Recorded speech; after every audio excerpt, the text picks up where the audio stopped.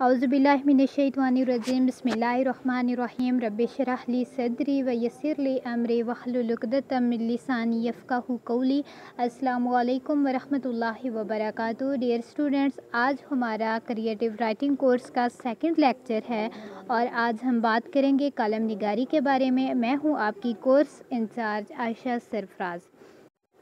आज का लेक्चर जो है बहुत इम्पॉर्टेंट है। इसमें हम जो सीखेंगे वो सीखेंगे कलम की तारीफ़ और उसका तारीख़ी पस मंज़र क्या है, कलम की बुनियाद किन चीज़ों पर होती है। आगे मैं आप लोगों को बताऊंगी कलम निगारी की इक़साम क्या क्या हैं, ठीक है। कलम लिखने के लिए कौन से ज़रूरी हदायत हैं जिनका ख़्याल रखना चाहिए, कलम के बुनियादी हिस्से कौन कौन से हैं, ठीक है। लफ्ज़ों की तादाद मैक्सिमम या मिनिमम कितनी होनी चाहिए और कलम निगार की ज़िम्मेदारी क्या है। अगर हम बात करें कलम की कि कलम होता क्या है या कलम की तारीफ़ क्या होती है, तो कलम या कलम नवेसी फ्रांसीसी ज़बान के एक लफ्ज़ कलमा और लातीनी लफ्ज़ कॉलम से माखूज़ है, जिसके मानी खंबा या सतून के होते हैं, ठीक है। और अगर हम तारीख़ देखें कलम की, तो कलम का जो आगाज़ है वो जंग अव्वल के आखिरी वक्तों में हुआ था, यानी कि उससे पहले जो है वो कलम नहीं लिखा जाता था।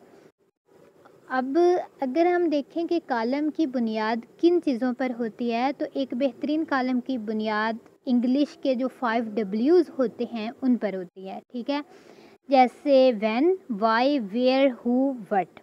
एक बात हमेशा याद रखिएगा कि जो कॉलम है वो करंट अफेयर्स पे लिखा जाता है, मौजूदा सूरत हाल पे लिखा जाता है, ठीक है। तो अगर फ़र्ज़ करें कि आप किसी जो है वो किसी वाक़ये को बयान कर रहे हैं, तो उसमें आपने जो है वो इस बुनियाद पे लिखना होता है कि वो कब हुआ, क्यों हुआ, कैसे हुआ, किसने किया, ठीक है, और वो वाक़या क्या था। मतलब इन सारे सवालों के जवाब आपने एक कलम की सूरत में देने होते हैं। इसीलिए वो कह रहा है कि कलम की बुनियाद जो है वो 5 W's पर होती है। उसके बाद अगर हम बात करें कलम निगारी की इक़साम के बारे में, तो वैसे कलम निगारी का दायरा कार बहुत वसी है, इसकी बहुत सी इक़साम है, लेकिन मैं आप लोगों को चंद बुनियादी इक़साम के बारे में बता देती हूँ। और उनमें हैं असलूबी इक़साम, मौज़ूआती इक़साम और मुशाहिदाती इक़साम। अगर हम बात करें असलूबी इक़साम के बारे में, तो इसमें जो है वो मज़ाहिया और संजीदा कलम दोनों आ जाते हैं, ठीक है। यानी कि आप मज़ाह भी लिख सकते हैं और आप संजीदा कलम भी लिख सकते हैं। अगर हम देखें मौज़ूआती इक़साम को, तो इसमें किसी ख़ास मौजू पर लिखे गए कलम जैसे कि तिब्बी, कानूनी, नफ्सियाती और फ़ैशन वग़ैरह आते हैं। यानी कि आपने कोई ख़ास मौजू लेना है, वो सियासत से मुतालिक हो सकता है, वो मज़हब से मुतालिक हो सकता है, वो खेल से मुतालिक हो सकता है, ठीक है, और उस पे आपने लिखना है, तो वो हो गया मौज़ूआती इक़साम, ठीक है। उसके बाद मुशाहिदाती कलम, अपने मुशाहिदे और तजर्बे की बुनियाद पर लिखना, जैसे सियाहत वग़ैरह।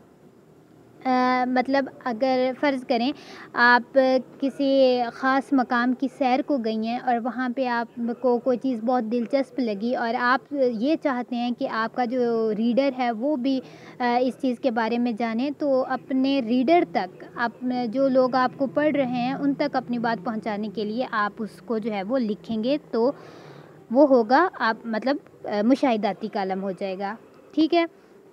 उसके बाद कलम निगारी के लिए ज़रूरी हदायत, मतलब आपने एक कलम लिखना है, लेकिन किन किन बातों को आपने जो है वो ज़रूर मद्देनज़र रखना चाहिए। सबसे पहले तो जो लिखने वाला है उसको अपनी और कारी की कदर, वक्त की जो कदर है उसका अंदाज़ा होना चाहिए।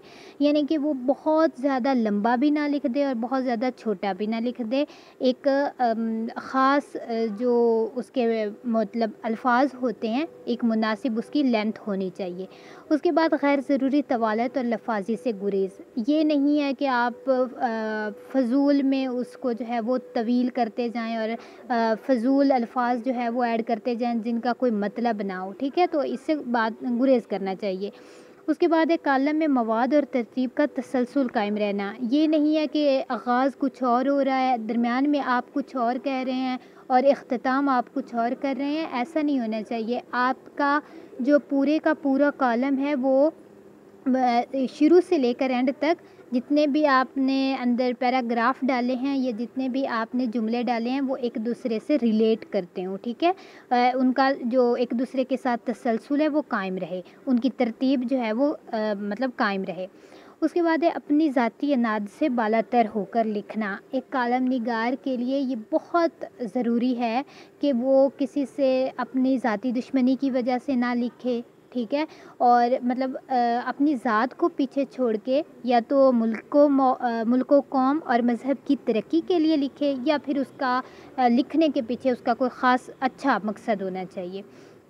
اگر ہم بات کریں کالم کے بنیادی حصے کے بارے میں، جو سب سے اہم بات ہے، ٹھیک ہے، اور یہ آپ لوگوں کو ضرور دھیان سے سننی چاہیے کہ جو کالم ہے اس کے اگر آپ نے کالم لکھنا ہے تو اس کے حصے کون کون سے ہوتے ہیں. ٹھیک ہے، تو کالم کے حصے ہیں 3. ٹھیک ہے، پہلے ہے حرف آغاز، نفس مضمون اور حرف آخر یا اختتام. ان کی جو تفصیل میں جانے سے پہلے میں آپ لوگوں کو بتا دوں کہ جو کالم ہے یہ ہمیشہ پیراگراف میں لکھا جاتا ہے.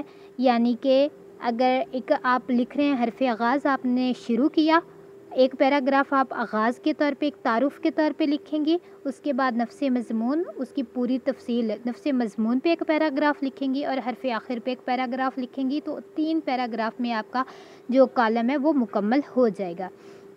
اس کے بعد ہے اگر ہم ان کے حصوں کو تھوڑا ڈیٹیل سے بیان کریں، تفصیلی دیکھیں، تو ہے حرف آغاز. ٹھیک ہے، حرف آغاز ہمیشہ دلچسپ اور خوبصورت ہونا چاہیے.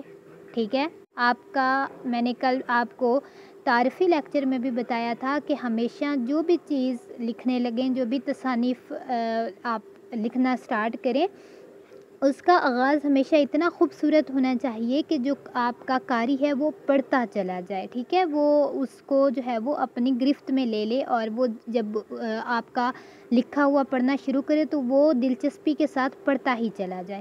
اور اس میں آپ متعلقہ مضمون کا تعارف بیان کرتے ہیں. ٹھیک ہے، حرف آغاز میں. اس کے بعد ہے نفس مضمون. نفس مضمون میں کیا ہوتا ہے کہ موضوع کو تفصیل سے آپ بیان کرتے ہیں. آپ اس میں لکھتے ہیں کہ آپ وہ لکھ کیوں رہے ہیں، کالم لکھنے کی وجہ بیان کرتے ہیں، اور آپ اپنا جو ہے وہ اینڈ پہ مقصد بیان کرتے ہیں. ٹھیک ہے، اور پھر ہوتا ہے حرف آخر یا اختتام. حرف آغاز کی طرح حرف اختتام بھی ہمیشہ ایسا ہونا چاہیے کہ جو پڑھنے والا ہے وہ سراہ بنا نہ رہ سکے، وہ ضرور داد دے کہ واہ کیا بات ہے، کیا اچھا لکھا ہے. ٹھیک ہے، اب لاسٹ پہ کہ کالم ہم نے لکھنا ہے لیکن کالم میں لفظوں کی تعداد. ایک اچھا جو کالم ہے، ایک آئیڈیل کالم، اس میں جو لفظوں کی تعداد ہے وہ عام طور پر 1500 سے 1200 تک ہوتی ہے. ٹھیک ہے، یعنی کہ 1200 کم سے کم ہوتے ہیں اور 1500 ایک بیسٹ کالم جو ہے وہ لکھا جا سکتا ہے. تو امید کرتی ہوں کہ آپ کو سارا لیکچر سمجھ آ گیا ہوگا.